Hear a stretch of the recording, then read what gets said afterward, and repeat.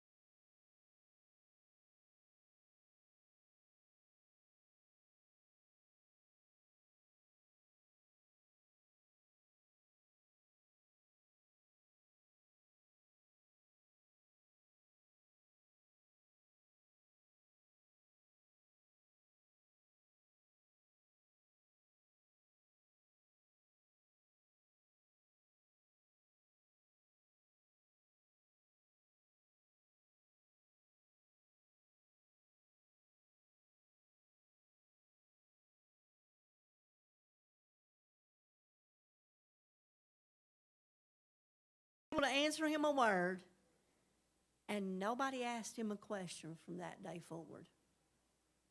He silenced them with a question that they could not answer. For whatever reason, they couldn't answer it. And he silenced them with that. Let's look at Mark 16:19.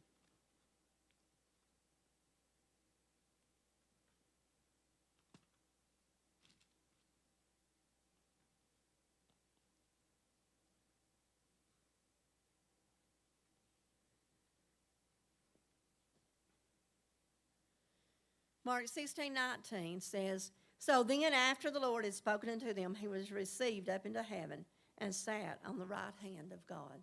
There again we see where Jesus is. He's sitting in that place of power, that place of authority, on the right hand of God. And he is the Lord of all. To truly have Jesus as Lord of our lives, we must totally surrender to him. We can't share the throne. There's no room on the throne for two people. So either we reign over our own lives and it becomes a disaster, or we allow Jesus to reign over our lives and he rescues us from our disaster. One or the other. Thank God he's on the throne today in my life so that I can enjoy peace and hope. Let's look at Daniel 2:44. I just feel like we're taking a major journey all over the Bible this morning.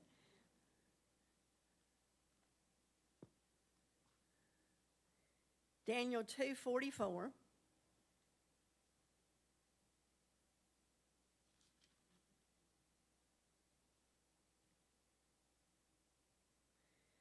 In the days of these kings shall the God of heaven set up a kingdom which shall never be destroyed, and the kingdom shall not be left to other people, but it shall break in pieces and consume all these kingdoms, and it shall stand forever.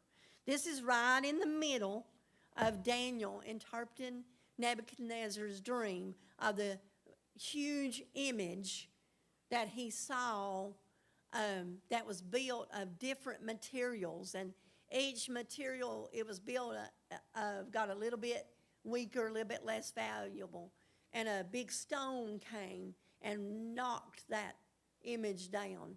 And it was referring to the different kingdoms that have pretty much ruled the earth. You had the Roman Empire, the Babylonian, Persian Empire, all these different empires that have ruled the earth at times.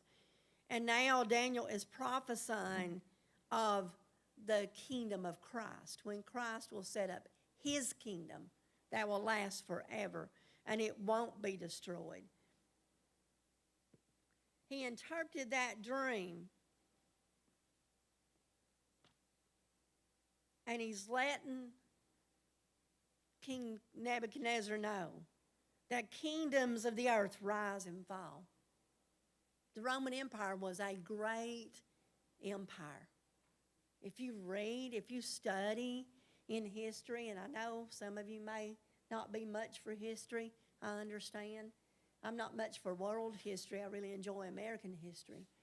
But the Roman Empire was a great empire that they had flushing toilets and running water. And, I mean, they had all kinds of ways to bring water into the cities and paved roads. And, you know, it was a wealthy, powerful empire.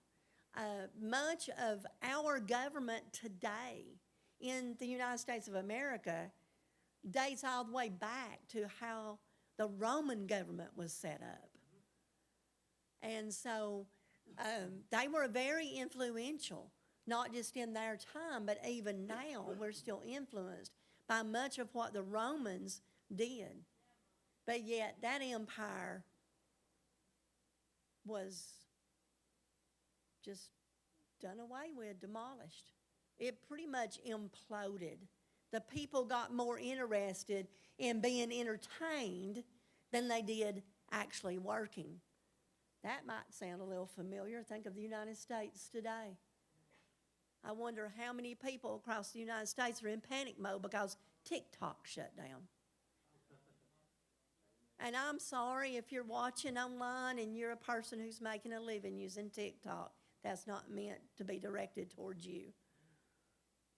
But there's a whole lot of garbage on TikTok too. And people are just, oh, they did it. They shut TikTok down. It's not available. It's not even in the App Store. Oh, well, you know, maybe you need to be doing something different with your time instead of watching TikTok. Maybe that's what it is. But these people, these empires, they're gone. The Roman Empire's gone. The Babylonian Empire, the Persian Empire, they're gone. At some point, the United States of America, and that may no longer be the United States of America. If the Lord tarries his coming, our government may fall. Because kingdoms rise and they fall, except for one. The kingdom of heaven, kingdom of Christ, will stand forever. Psalm 45, 6 through 7.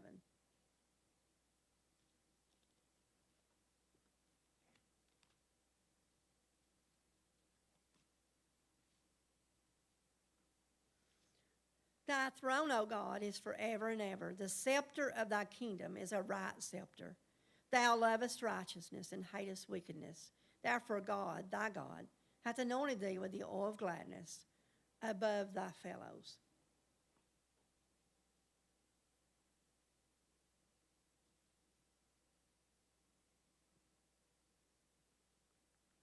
Jesus' scepter is a scepter of righteousness. In Bible times, when someone wanted to approach the king, if he approved of that person coming in to speak with him, would extend his scepter toward that person, welcoming them into the throne room. And that person would be welcomed and they would state their case before the king. But if the king did not extend that scepter, that person was killed. It was life or death to approach the king. Jesus' scepter is righteousness. We can approach the throne room He can take his scepter of righteousness and extend it to us. And it's because of his righteousness that we're allowed to live. His righteousness that he extends to us is what saves us from death. That's his scepter of righteousness. I just think that's a beautiful picture of what God does for us. Hebrews chapter 1.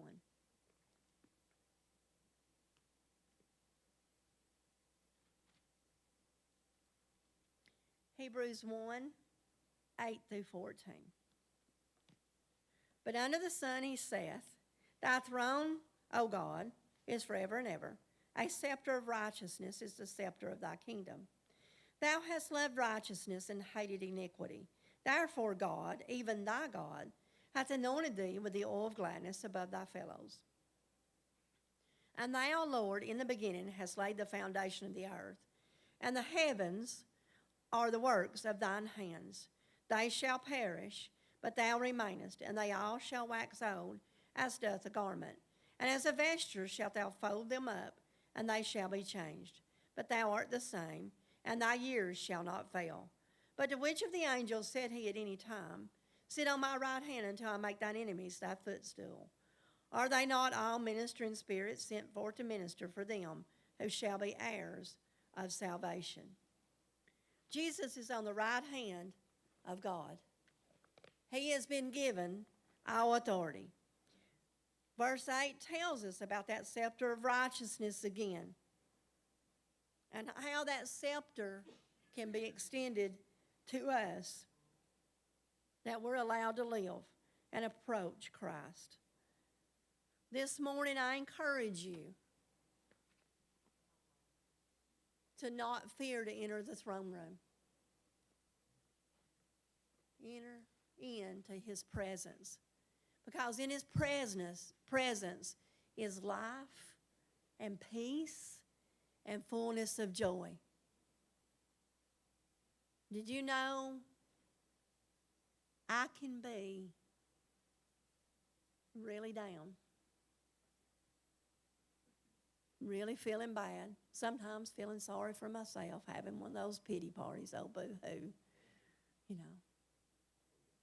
Shame on me. I have a good life. Shame on me for allowing the devil to lure me into that.